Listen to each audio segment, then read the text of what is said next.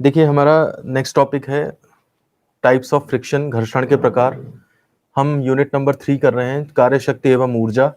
और इसके अंदर टॉपिक चैप्टर जो हमारा है फ्रिक्शन से रिलेटेड है और घर्षण के प्रकार हमें देखने हैं। घर्षण के जो 3 मुख्य नाम आपको देखने को मिलेंगे वो एक है स्टैटिक फ्रिक्शन। स्टैटिक फ्रिक्शन को आप स्थैतिक घर्षण भी हिंदी में कह सकते हैं। स्थैतिक, इसको ज्यादातर एफएस से शो करते हैं। एक आपको लिमिटिंग फ्रिक्शन मिलता है, लिमिटिंग को इंग्लिश में कहते हैं सीमांत। तो देखिए दूसरा जो है इसमें सीमांत घर्षण, इसे आप एफएल से शो करना करेंगे। और तीसरा एक गतिज घर्षण होता है। तीसरा टाइप जो है आपका गतिज है, और गतिज घर्षण इसको काइनेटिक फ्रिक्शन कहते हैं, काइनेटिक। और इसको हम जो है वो एफ के से शो करते हैं। और हम बता दें आपको, स्टैटिक फ्रिक्शन का ही ये दोनों सेक्शन आपके स्थैतिक हैं। ये इन दोनों का कॉमन नेम एफएस दिया जाता है और इसी की एक स्पेशल वैल्यू जो है वो एफएल करके बोल दी जाती है। इसी में सबसे ज्यादा कंफ्यूजन होता है लोगों को, न्यूमेरिकल्स में भी और थ्योरी में भी, कि लिमिटिंग फ्रिक्शन कोई अलग फ्रिक्शन नहीं है, ये स्टैटिक फ्रिक्शन ही है, बस उसकी मैक्सिमम वैल्यू एफएल होती है। एफएस की वैल्यू जो है आपकी 0 टू एफएल वेरी करती है, ये मतलब है। आप एक तरह से कह सकते हैं कि फ्रिक्शन आपका ये 0 से लेकर के एफएल तक जा सकता है और उसके बाद उसकी वैल्यू एफ के हो जाती है। तो ये 3 नाम क्या है, क्या इनके मतलब है, किस तरह से ये वर्क करते हैं, कब ये आते हैं लाइट में, कब आते हैं ये, कब कहां पर कौन सा यूज करना है, किसकी वैल्यू ज्यादा है किसकी कम है, ये सारी चीजें आपको हम इसमें बताएंगे। और एक बार आप ढंग से देख लेंगे इसे तो आपको जिंदगी भर याद रहेगा, कहीं कोई किसी चीज में कंफ्यूजन नहीं रहेगा। क्योंकि सबसे ज्यादा कंफ्यूजन जो है वो स्थैतिक घर्षण और काइनेटिक घर्षण में अंतर जहां पे होता है, लिमिटिंग का सही से मतलब नहीं समझते हैं लोग और फिर वो कंफ्यूज होते रहते हैं। तो देखिए आप, मैं इसको डिटेल में समझाता हूँ। मैं आपको क्या करता हूँ कि एक पिक्चर बना के दिखाता हूँ इस चीज को, और फिर उसी चीज को मैं इधर टेबल में भी समझाता हूँ आपको। देखिए मान लिया सपोज करिए हमारे पास एक सरफेस है और इस सरफेस के ऊपर हमारे पास एक ब्लॉक रखा हुआ है। इस ब्लॉक के ऊपर जो बाह्य बल लगाया जा रहा है, मतलब एक्सटर्नल फोर्स जो लगाया जा रहा है, वो सपोज कर लीजिए कैपिटल एफ है। और इसके अंदर अगर घर्षण बल जनरेट होता है तो वो उसकी वैल्यू सपोज स्मॉल एफ से शो कर रहे हैं हम, ठीक है ना। और ये इनके बीच में वैल्यूज को समझाने के लिए मैं एक चार्ट बनाए दे रहा हूँ यहाँ पे, कि न्यूमेरिक पॉइंट से ज्यादा अच्छी तरह से समझ में आ सकता है। तो ये अप्लाइड फोर्स हो गया आपका, ये अप्लाइड फोर्स इधर रख लिया मैंने, इधर की राइट साइड में, और इधर की तरफ या इसके नीचे बनाऊं तो ज्यादा सही रहेगा। इसको मैं यहाँ से हटा देता हूँ, यहाँ नीचे बना देता हूँ तो ये ज्यादा से समझ में आएगा। ये कैपिटल एफ की वैल्यूज हैं और इधर स्मॉल एफ की वैल्यूज हैं। अब हम स्टार्ट करते हैं थोड़ा सा, ये एरिया इसमें मैं समझाऊंगा आपको ये सब चीजें। देखिए सबसे शुरू में क्या है, मान के आपने कोई फोर्स नहीं लगाया, तो जब आपने कोई फोर्स नहीं लगाया तो जाहिर सी बात है चलेगा भी नहीं, और चलेगा भी नहीं इसका मतलब फ्रिक्शन की वैल्यू भी क्या रहेगी, 0 रहेगी। क्योंकि अगर उस टाइम आपने फ्रिक्शन मान लिया तो फिर वो नहीं लग रहा है, ये लगने लगा तो बॉडी इधर चलने लगेगी, तो इसमें मोशन तो हो नहीं रहा है। तो इसका मतलब ये जो है वो आपका जो है अप्लाइड फोर्स 0 करने पर फ्रिक्शन जो है वो भी 0 रहता है। इसके बाद आपने क्या किया, इसके ऊपर आपने सपोज थोड़ा सा फोर्स लगाया, सपोज 1 न्यूटन का फोर्स आपने लगाया, अप्लाइड फोर्स आपने 1 न्यूटन का लगाया इसके ऊपर, ठीक है। अब आपने देखा कि ऐसा नहीं है कि आप किसी भी चीज पे जैसे पूरा तखत है मान लिया, और तखत पे आप हल्का सा एक उसको जरा सा फोर्स लगाओ तो वो नहीं चलेगा, ठीक है ना। हल्की फुल्की चीजें तो चल जाती हैं, हमें पता भी नहीं लगता, लेकिन जब भारी चीज आती है, मान लिया एक ट्रक खड़ा है, आप उसको अकेले धक्का दो जा करके तो वो नहीं चलने लगेगा। तो इसका मतलब क्या हुआ कि अगर मान लिया मैंने थोड़ा सा फोर्स इस पे लगाया और ये अभी भी नहीं चल रहा है, मोशन इसका नहीं हो रहा है, तो उस केस में इसका मतलब है कि इसके ऊपर एक फ्रिक्शन, कोई इसको अपोज करने के लिए फोर्स आ गया है जिसकी वजह से नहीं चल पा रहा है। क्योंकि मैं तो अप्लाइड फोर्स लगाए हुए हूँ, अप्लाइड फोर्स अगर मैंने लगाया तो F equal to m a के हिसाब से एक्सेलरेशन बनेगा, और एक्सेलरेशन को V equal to u plus a t में जब रखोगे, या फिर S equal to u t plus half a t square में रखोगे, तो कुछ ना कुछ डिस्टेंस ट्रेवल होगी या कुछ ना कुछ वेलोसिटी डेवलप होगी। लेकिन ऐसा कुछ नहीं हो रहा, ये रेस्ट में है। रेस्ट में होने का मतलब है आपने जो फोर्स लगाया उसको न्यूट्रलाइज कर रहा है कोई फोर्स, कोई फोर्स उसको अपोज कर रहा है, और वो अपोजिंग फोर्स कौन सा है, वो अपोजिंग फोर्स आपका वही घर्षण बल है। इसका मतलब इस समय घर्षण बल की वैल्यू कितनी हो गई होगी, exactly equal to applied force यानी कि 1 न्यूटन हो गई होगी। कहने का मतलब है जैसे जैसे आप फोर्स लगा रहे हो फ्रिक्शन अपनी वैल्यू को चेंज करता चला जा रहा है। अगर आपने 2 न्यूटन लगाया और अभी भी नहीं चला ऑब्जेक्ट, इसका मतलब फ्रिक्शन भी 2 न्यूटन हो गया है, तभी तो नहीं चला। अगर मान लिया ये 2 न्यूटन से ज्यादा हो तो इधर चलने लगेगा, और अगर ये 2 न्यूटन से कम लगे तो यानी कि इधर चलने लगेगा, रिजल्टेंट उधर बन जाएगा। लेकिन नहीं चल रहा है, इसका मतलब ये भी आपका फ्रिक्शन भी अपनी वैल्यू चेंज करके 2 न्यूटन आ गया है। ये भी आपका फोर्स ऑफ स्टैटिक फ्रिक्शन है क्योंकि मोशन नहीं हुआ।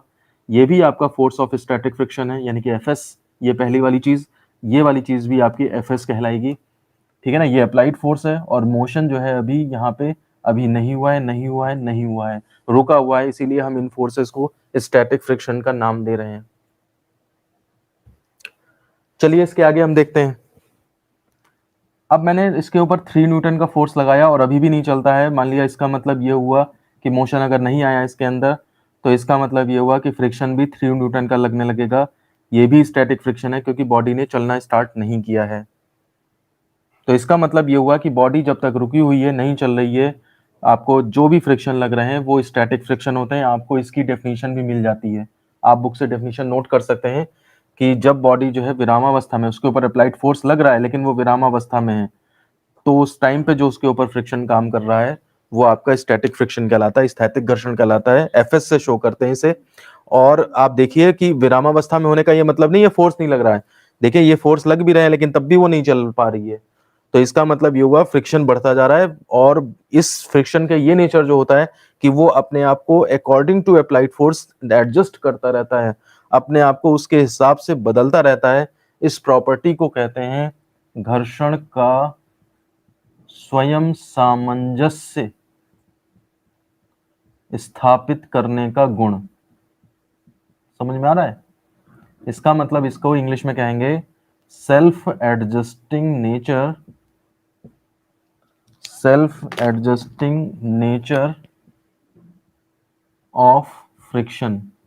मतलब जैसा बाहर वाला फोर्स है अपने आप को उसी के हिसाब से ढाल लेता है। तो ये प्रॉपर्टी जो घर्षण की है वो सेल्फ एडजस्टिंग नेचर कहलाता है। ये भी पेपर में पूछा जा सकता है कि ये प्रॉपर्टी क्या होती है। तो ये प्रॉपर्टी यही है, जब तक चलना नहीं स्टार्ट करता उस टाइम तक फ्रिक्शन अपने आप को बाह्य बल के अनुसार बदलता रहता है। इस प्रॉपर्टी, ये उसकी प्रॉपर्टी है कि ये उसकी काबिलियत है कि उसने अपने आप, जैसे गिरगिट नहीं रंग बदलता है, हरी पत्तियों में चला गया तो हरे रंग का हो जाएगा, अगर पीली पत्तियों में चला गया तो वो अपने आप को पीले रंग का कर लेता है। उसकी स्किन की ये प्रॉपर्टी होती है। तो ऐसे ही इसकी प्रॉपर्टी है कि ये अपने भी वैल्यू को चेंज करता रहता है अकॉर्डिंग टू अप्लाइड फोर्स। और ये सारे घर्षण बल आपके स्थैतिक, यानी कि स्थैतिक घर्षण बल के कई सारी वैल्यूज हो सकती हैं, ठीक है। अब इसके बाद आता है कि ये जो स्वयं सामंजस्य स्थापित करने का गुण है, यानी कि ये अपने आप को जो बार बार बदलता चला जा रहा है, इसकी एक लिमिट होती है। ऐसा नहीं है कि हमने इस पे 4 5 6 7 अप टू जितना भी लगाते जाओ ये भी बढ़ता चला जाएगा। धीरे धीरे करते करते करते करते करते करते मान लिया मैं 5 न्यूटन पे पहुंच गया, फ्रिक्शन भी 5 न्यूटन पे पहुंच गया, ये भी एफएस है, मोशन अभी भी स्टार्ट नहीं हुआ है, लेकिन अब फ्रिक्शन जो है वो अपनी मैक्सिमम लिमिट पे पहुंच गया है। यानी कि अब उसकी सीमा, जो वो बढ़ सकता था 0 से लेके 5 तक, उस सीमा का अंत आने वाला है, ठीक है ना। तो जैसी सीमा का अंत आएगा उस घर्षण बल को बोलेंगे हम सीमांत घर्षण। यानी कि सीमांत घर्षण का मतलब लिमिटिंग फ्रिक्शन। समझ लीजिए बात को ध्यान से, बिल्कुल एक एक कंसेप्ट। सीमांत घर्षण का मान है कि स्थैतिक घर्षण बढ़ते बढ़ते बढ़ते बढ़ते अपनी मैक्सिमम लिमिट पे पहुंच गया है। यहां तक अप्लाइड फोर्स 5 न्यूटन लगाया होगा तो 5 न्यूटन ये भी हो गया, मोशन अभी भी स्टार्ट नहीं हुआ है। इस लिमिट को आप क्या कहेंगे? इस लिमिट को एफएल कहेंगे आप, एफ लिमिटिंग। ध्यान दीजिए, एफएस, ये एफएस भी है, ये एफएल भी है। एफएस की कई सारी वैल्यूज हो सकती हैं लेकिन एफएल जो है वो एफएस की मैक्सिमम वैल्यू का नाम दिया जाता है, ठीक है। और इस कंडीशन में मोशन हो तो नहीं रहा है लेकिन हम ये कह सकते हैं कि बॉडी जो है वो चलने ही वाली है, चलने ही वाली है। About to move condition, about to move condition इसे कहा जाता है, ठीक है ना। यहां से यहां तक हमने फोर्स बढ़ाया, फ्रिक्शन ने अपने आप को एडजस्ट कर लिया, बॉडी नहीं चली, लेकिन अब ये अपनी लिमिट पे पहुंच गया, इससे ज्यादा ये नहीं बढ़ेगा। अगर आपने इसके बाद 5.1 न्यूटन भी कर दिया तो ये आपका जो है फिर नहीं चलेगा, मतलब ये सॉरी फ्रिक्शन अब नहीं बढ़ेगा, और आपका मोशन जो है वो मोशन स्टार्ट हो जाएगा और बॉडी आपकी जो है चलने लगेगी। चलने जब लगेगी तो उस टाइम पे देखा ये जाता है कि ये फ्रिक्शन जो है वो थोड़ा-सा कम हो जाता है, लगभग 4.8 न्यूटन, और तब इसे हम कहते हैं एफके, यानी कि काइनेटिक फ्रिक्शन। तीसरी डेफिनेशन आती है। दूसरी डेफिनेशन ये देख ली थी हमने, सीमांत घर्षण, और तीसरी डेफिनेशन तब आएगी हमारे पास जब हमारा ऑब्जेक्ट जो है वो चलने लगेगा। तो एक कंडीशन होती है चलने ही वाला होना, और एक कंडीशन होता है चलने लगना। अब चलने लगने के बाद अगर मैं और ज्यादा मान लिया सपोज, अब देखिए F equal to m a अगर लगाएंगे हम, तो 5.1 में से 4.8 जाएगा तो कितना बचेगा, 0.3। तो 0.3 न्यूटन यहाँ पड़ेगा, मास यहाँ, एक्सलेशन यहाँ, और इस हिसाब से चाहो तो आप वेलोसिटी निकाल लो, चाहे आप डिस्प्लेसमेंट निकाल लो। अब अगर मान लिया सपोज आपने 5.5 और बढ़ा दिया फोर्स, तो ये काइनेटिक फ्रिक्शन नहीं बदलता है, ये 4.8 न्यूटन ही रहता है। इसका जो है एफ के की वैल्यू, तो एफ के जो है वो फिक्स्ड वैल्यू होती है, ठीक है ना। स्टैटिक मल्टीपल वैल्यूज हो सकता है, एफ एल की भी फिक्स्ड वैल्यू होती है। तो एक बार काइनेटिक फ्रिक्शन जो है वो आपका एडजस्ट हो जाए, उसके बाद आप स्पीड भले ही बढ़ाते रहो, काइनेटिक फ्रिक्शन पे फर्क नहीं पड़ता है, और इस वजह से ये काइनेटिक फ्रिक्शन लिमिटिंग फ्रिक्शन से थोड़ा सा कम होता है, ठीक है ना। और बॉडी जो है वो कंडीशन है अबाउट टू मूव कंडीशन होती है, चलने ही वाली है, और इसमें बॉडी जो है वो चलने लगती है। तो इस टॉपिक में हमने कई सारी चीजें डिस्कस करी हैं, आपको उम्मीद है पूरा का पूरा कंसेप्ट समझ में आ गया होगा। आप इसे नोट करें और लिखें कॉपी पे, समझें, फिर मुझे बताएं कोई प्रॉब्लम तो नहीं है। फिर मैं इसके ऊपर एक दो चीजें और आपको डेली लाइफ की बताता हूं, ताकि आपको कंसेप्ट और क्लियर हो जाएं, और क्या कंफ्यूजन होता है उसके बारे में भी थोड़ा सा डिस्कशन करेंगे। आप नोट कर लें पहले। कभी कभी ये क्वेश्चन पूछा जाता है कि घर्षण बल व स्थैतिक घर्षण, स्थैतिक घर्षण यानी कि स्टैटिक फ्रिक्शन, और गतिज फ्रिक्शन, गतिज फ्रिक्शन,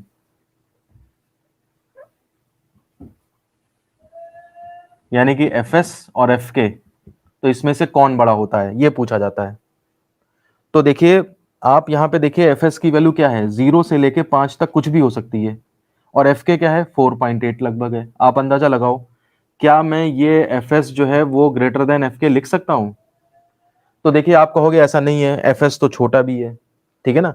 कायदे में ये होना चाहिए, इस लाइन को ऐसे लिखा जाना चाहिए, F L greater than F के, ठीक है ना। एफ एल जो है वो आप गारंटी के साथ कह सकते हो, सीमांत घर्षण जो है वो एफ के से बड़ा होता है, लेकिन हर एफ एस एफ के से बड़ा हो जाए ऐसा नहीं होता। तो ये लाइन जो है वो वास्तव में तो अगर डीपली देखा जाए तो गलत है, ये वाली लाइन सही है, लेकिन आपको ये लाइन बड़ी मुश्किल से देखने को मिलती है, ऑप्शंस में यही आता है आपको। तो आप हमेशा ध्यान रखिएगा, अगर पूछा जाए कि गतिज घर्षण और स्थैतिक घर्षण में कौन बड़ा होता है, तो आप आंसर स्थैतिक दोगे। हालांकि स्थैतिक वेरिएबल होता है, लेकिन उस टाइम पे उसका मतलब लिमिटिंग से ही लिया जाता है, ठीक है ना। तो एक ये कंफ्यूजन अक्सर होता है, तो इसका आप ध्यान रखिएगा, ठीक है ना। एक और मैं प्रॉब्लम बताता हूं आपको। जैसे मान लिया सपोज करिए हमसे पूछा गया कि एक पिंड, एक बॉडी है, और इस पे हमने 3 न्यूटन का फोर्स लगाया, और ये चल नहीं रही है, ठीक है ना, चल नहीं रही है। तो इसका मतलब इसके ऊपर घर्षण बल का मान कितना होगा, ये बताइए। तो अब लोग सोचते हैं, घर्षण बल का फॉर्मूला हम अभी आगे पढ़ेंगे, F equal to mu R होता है। तो लोग सोचते हैं म्यू तो दिया नहीं है, ठीक है ना। वेट वेट के लिए मास भी दे देते हैं वो लोग, कंफ्यूज करने के लिए। तो रिएक्शन आपका एमजी वो भी मिल जाएगा, लेकिन वो सोचते हैं म्यू तो दिया नहीं, घर्षण बल कैसे निकालें।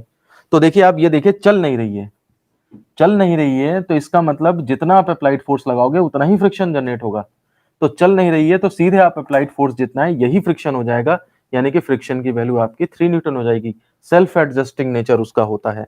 तो क्वेश्चन में देख लीजिए, वो आपसे म्यू आर तो लगवाना ही नहीं चाह रहा था, वो तो आप चले गए कि हाँ हम फोर्स का फॉर्म, फ्रिक्शन फोर्स का फॉर्मूला लगा दें, कि वो म्यू दिया नहीं है, तो फिर आप खुद ही गलत रास्ता पकड़ लिया आपने, आप कंफ्यूज हो गए। वो आपको कंसेप्ट पे घुमाना चाह रहा है। तो आप देखेंगे चल नहीं रही है, तो इसका मतलब इस टाइम पे फ्रिक्शन की वैल्यू सीधे सीधे अप्लाइड फोर्स के बराबर होगी, तभी तो नहीं चल रही है वो। तो इसका मतलब फ्रिक्शन आपका exactly equal to the applied force, यानी कि 3 न्यूटन के बराबर होगा। एक ये प्रॉब्लम है जो अक्सर वो क्लियर नहीं होती है, ठीक है ना।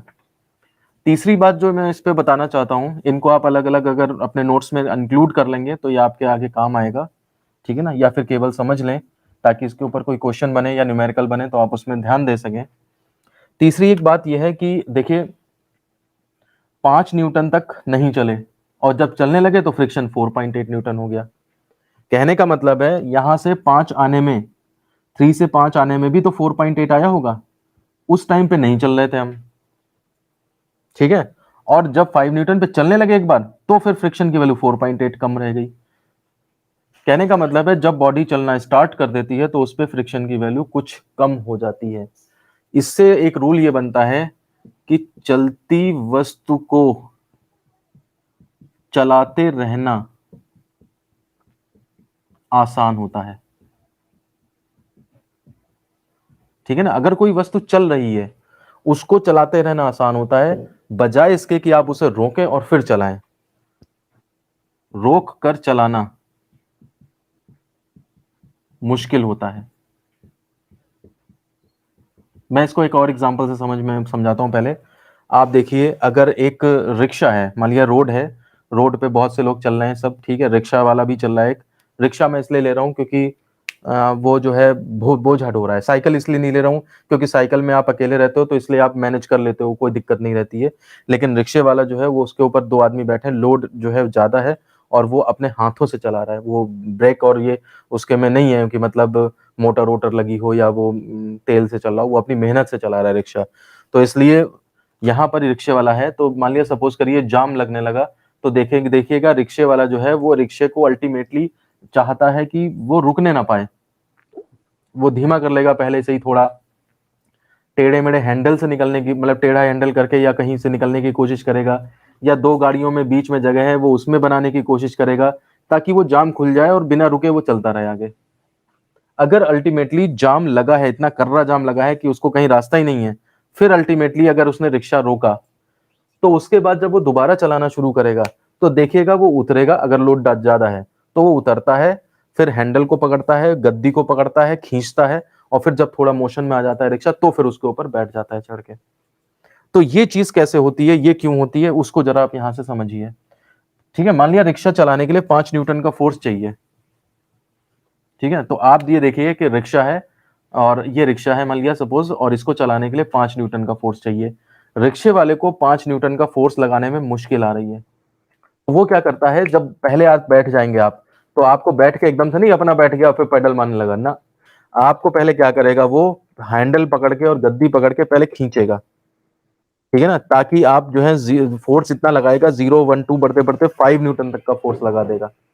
जब आप एक बार चलना स्टार्ट कर दोगे फिर फ्रिक्शन की वैल्यू थोड़ी सी कम हो जाएगी।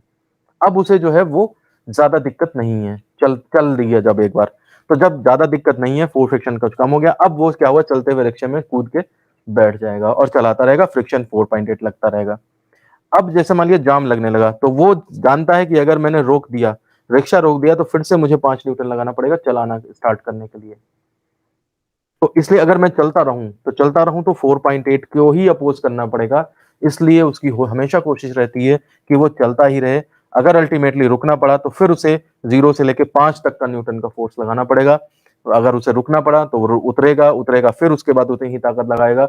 जब फिर से रिक्शा मोशन में आएगा तब जाके वो उसके ऊपर कूद के बैठ पाएगा फिर। तो इसीलिए हमेशा कहा जाता है चलती हुई वस्तु को चलाते रहना आसान होता है। क्यों?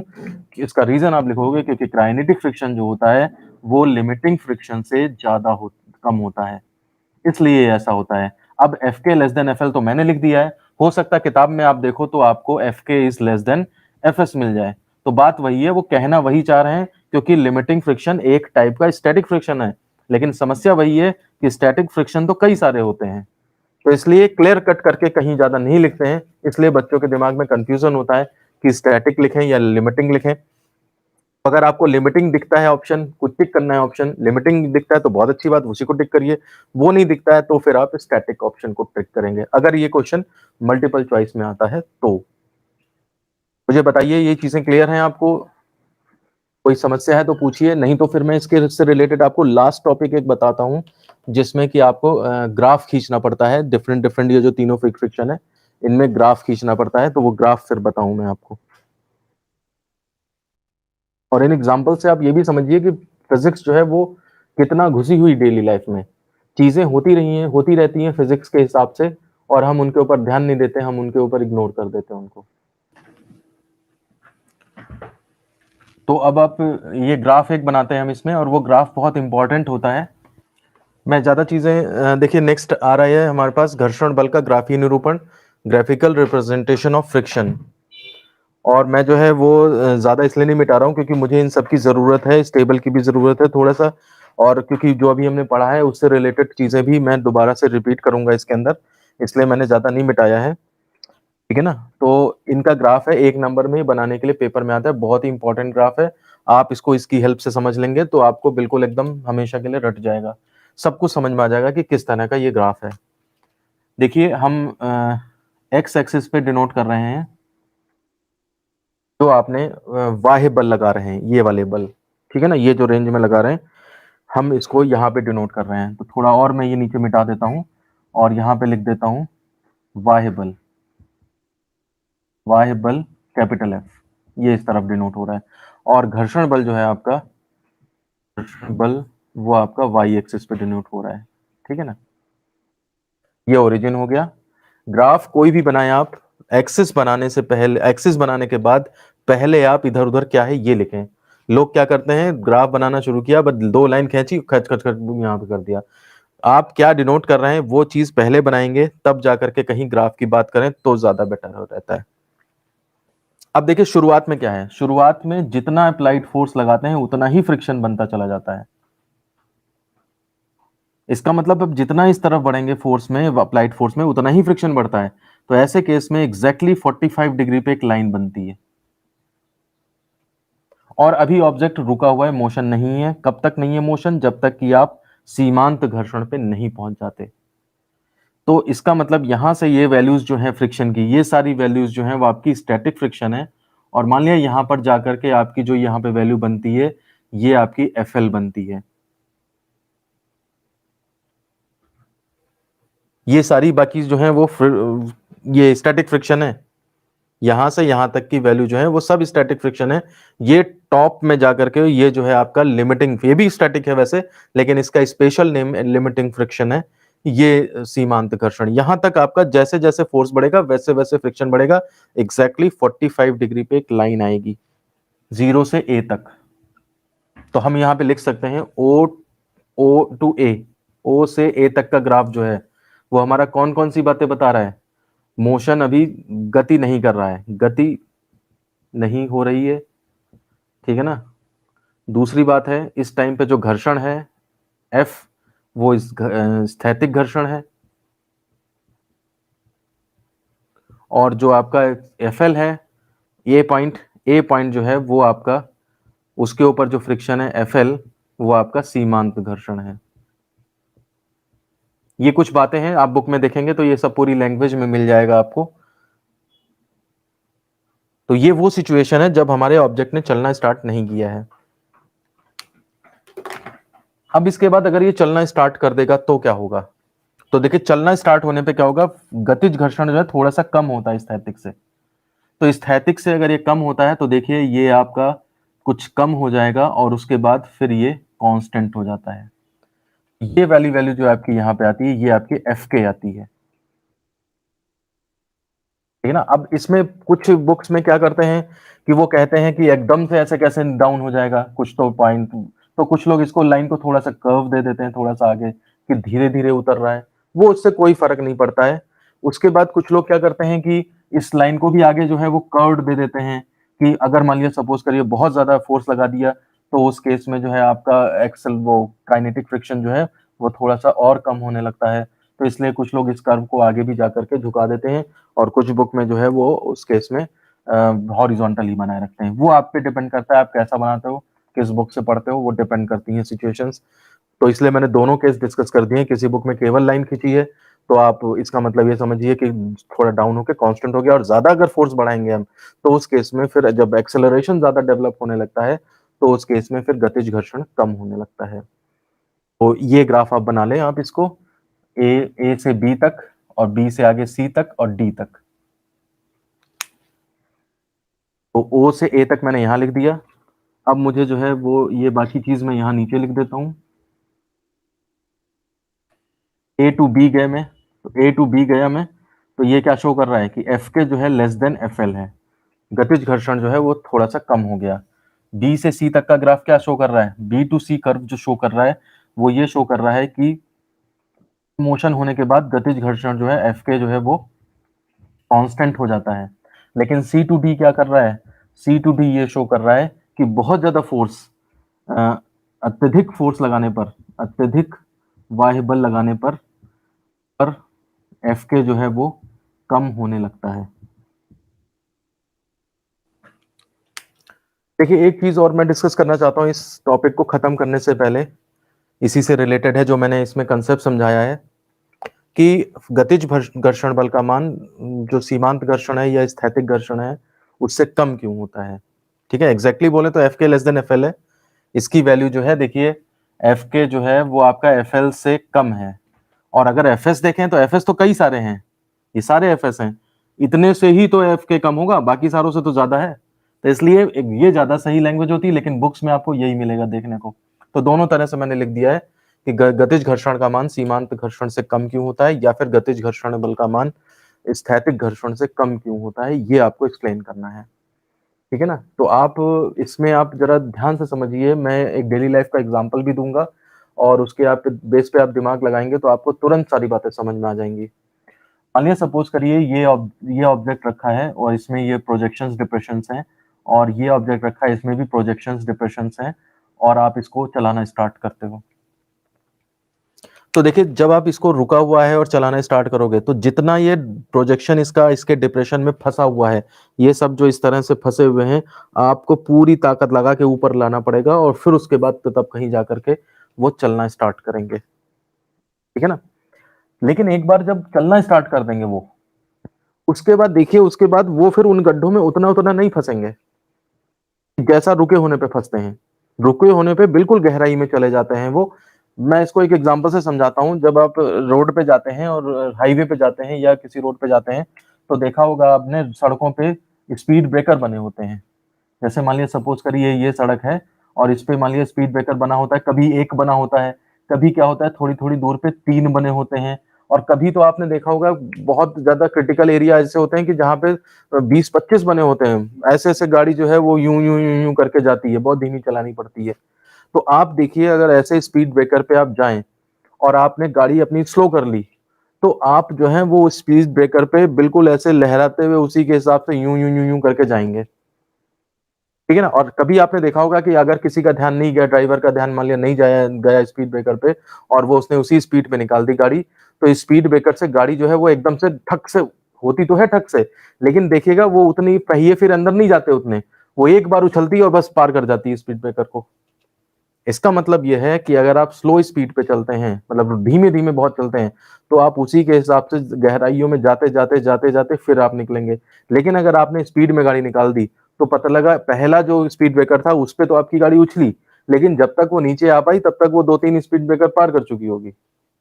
तो कहने का मतलब यह है कि जब हम एक बार मोशन में आ जाते हैं तो फिर हमारे ये जो उभार हैं वो नीचे वाले गड्ढों में उतना नहीं फंसते जितना कि रेस्ट कंडीशन में फंसते हैं, रुके होने पे जितना फंसते हैं। तो इसलिए जब हम चलना स्टार्ट कर देते हैं तो फिर प्रोजेक्शन और डिप्रेशन उतने ज्यादा उनकी इंटरलॉकिंग नहीं हो पाती है, इसलिए फ्रिक्शन की वैल्यू थोड़ी सी कम हो जाती है। तभी हमारा जो गतिज घर्षण बल है वो स्थैतिक घर्षण से कम होता है। आप मुझे बताएं आपको ये बात समझ में आई या नहीं आई। देखिए एक बार और देख लीजिए, हमारे पास था कि फ्रिक्शन जो है वो गतिज घर्षण बल सीमांत घर्षण से कम क्यों होता है। तो इसको हम जो है ओल्ड कंसेप्ट के बेस पे समझा रहे हैं, और इसमें क्या है कि जो ऊपर बॉडी रखी है और नीचे जो बॉडी रखी है हमने उसमें पढ़ा था कि इनके बीच में इंटरलॉकिंग हो जाती है, और इस इंटरलॉकिंग की वजह से जो है बॉडी चलने में अपोज करती है, वही फ्रिक्शन वहां से जनरेट हो जाता है। तो हम इस पे ये समझा रहे थे कि जब रुके हुए हैं तो प्रोजेक्शंस और डिप्रेशंस जो है वो एक दूसरे के अंदर ज्यादा इंटरलॉक्ड हो जाते हैं, और इस वजह से हमें चलाने के लिए हमें लिमिटिंग फ्रिक्शन तक जाना पड़ता है। लेकिन जब एक बार मोशन स्टार्ट हो जाता है तो मोशन स्टार्ट होने के बाद ऊपर के जो डिप्रेशंस है नीचे के जो ऊपर के जो प्रोजेक्शंस है नीचे के जो डिप्रेशंस में उतना ज्यादा नहीं फंसते हैं जितना कि वो रेस्ट में रहने पर फंसते थे। वजह उसका एग्जांपल मैंने यहाँ पे दिया था, एक बार मोशन स्टार्ट हो जाएगा तो आप उतना गहराइयों में नहीं जाओगे, स्पीड ब्रेकर पे एकदम से खर्र से निकल जाओगे। तो यानी कि पहले स्पीड ब्रेकर से जंप मारेगा पहिया, और फिर दूसरे पे तीसरे पे रगड़ता हुआ चला जाएगा, बिल्कुल नीचे तक नहीं जाएगा।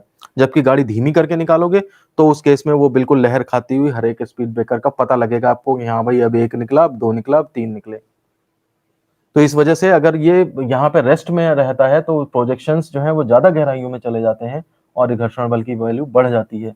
जबकि मोशन में रहने पर प्रोजेक्शंस जो हैं वो डिप्रेशंस में उतना ज़्यादा नहीं फँसते हैं और इस वजह से जो है वो इंटरलॉकिंग उतनी ज़्यादा नहीं हो पाती है। इस वजह से घर्षण बल का मान थोड़ा-सा कम हो जाता है।